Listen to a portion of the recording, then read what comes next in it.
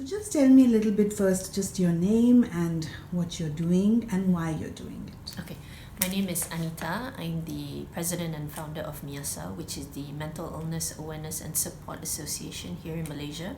So we're basically a peer-led advocacy group, a mental health NGO is what we call it here in Malaysia. And what we do is we promote the importance of a good mental health, and we talk a lot about all the misconceptions when it comes to mental illness. So we still use mental illness here in Malaysia, unfortunately, because we're very much framed in the medical model, and we are very, very happy that we have TCI Asia finally in Malaysia, so we can finally change the whole terminology and start using psychosocial disability, or maybe users of something that we can very much resonate from people, or people with lived experience here in Malaysia. And we do a lot of support initiatives. We support our peers, but not only peers, but family members and caregivers as well. Okay, thank you. That's great. Thank you, And John. what was your vision for the conference, which has gone off so well? What was your vision? And tell us a bit more about if you think it met those goals. Okay, so when we planned the conference, so it's called the International Mental Health Recovery Conference 2019, and the theme is Experts by Experience. And really what we wanted to do is we wanted to amplify the voices of people with lived experience, in this context people with mental illness, because they are the voices that in Malaysia we don't hear very often. And so the reason, a lot of people ask me, Anita, why did you, want to bring in international speakers? I really wanted to bring a message of hope. I wanted people in Malaysia to understand that even if you have mental health challenges, that you can thrive in this journey. And we don't find a lot of people in Malaysia locally that are brave enough, because of the stigma that is so prevalent in society, that really want to talk about it. And so we truly felt that bringing other people that have been very successful in their own journey, in their own advocacy works in their respective countries, can shed a lot of light and send that message of hope across. And I really, all of us as a team really felt that the message came across well, because we're talking about real struggles, real experiences, real stories of people, and nothing touches people more than true struggles on the ground. So we have received a lot of positive feedbacks. A lot of people felt really inspired. I think felt it was a very life-changing experience, which is beyond our expectation, really, to be quite honest.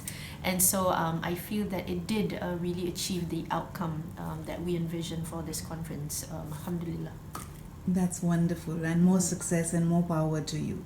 Thank you very much, John. We'll truly appreciate it. I think, a lot of people came up to us and said, they were really inspired, they learned a lot.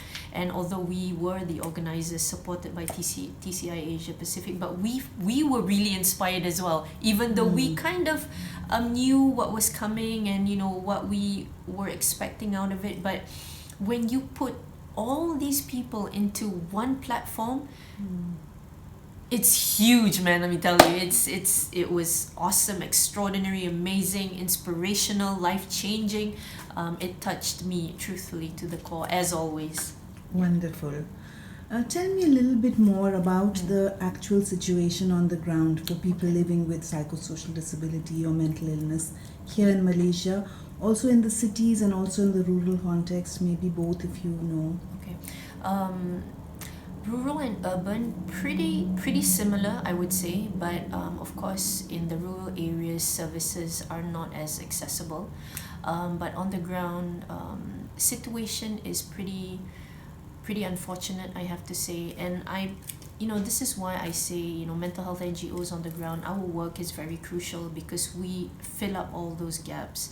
There's discrimination, there's inequality, there's exclusion. People get discriminated across the board, be it in the workplaces, in universities, in schools, in hospitals, in clinics, sadly even in their own homes. So stigma exists, really everywhere, even amongst healthcare professionals themselves.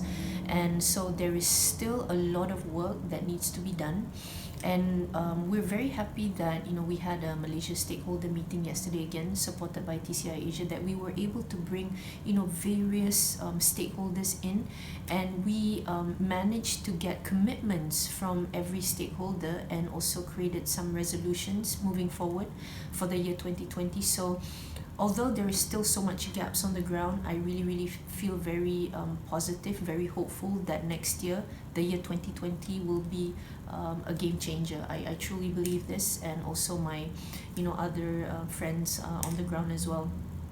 So on that positive note, a lot of gaps still on the ground, but very hopeful for next year. So I hope Malaysians and those of you that are watching, that although there's so much work that still needs to be done, that we have progressed a bit, and I'm very hopeful. So let's be patient, let's work together, no more working in silos. All of us, we must work together, and I always say this, where in silos we can achieve things, but if we work together we can create miracles. People can be saved. People no longer have to be on the streets.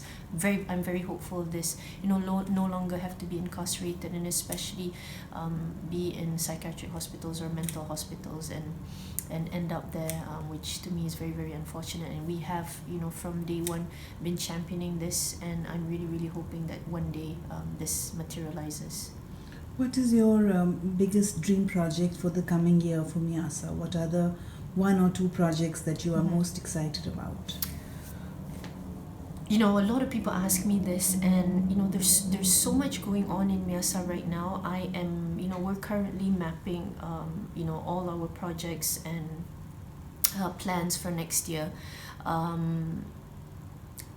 I can't really say one big one, but there's a couple in the pipeline, more on stigma. Of course, this is one of the bigger campaigns that we do every single year.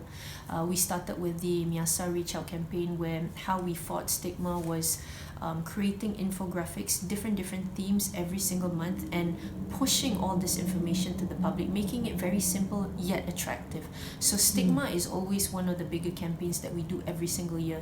But the other thing that we're really hoping is to humanize the whole mental health care system. We're really hoping to have more collaborations with the various stakeholders, so that we're not only able to reach people in the urban areas but rural areas as well. And a lot of people have been telling us, Puan Anita, when are we going to go into the rural areas? It's very difficult for them to reach and able to access services. So going into the rural areas is also one of the other bigger things that we are really hoping to do for the year 2020. So I think these are two really bigger things, but the rest will be still ongoing. So I can't really say 2-3 things only. MIASA does a lot, but this time what will be different is because we will be able to collaborate with more stakeholders. So we're not going to be stretched that thin, I think, because of the collaboration and partnership works. Yeah. Okay, I think that's it. So thank you so much for Thank you very to much, Jilmil, for everything. Appreciate it. Thank you.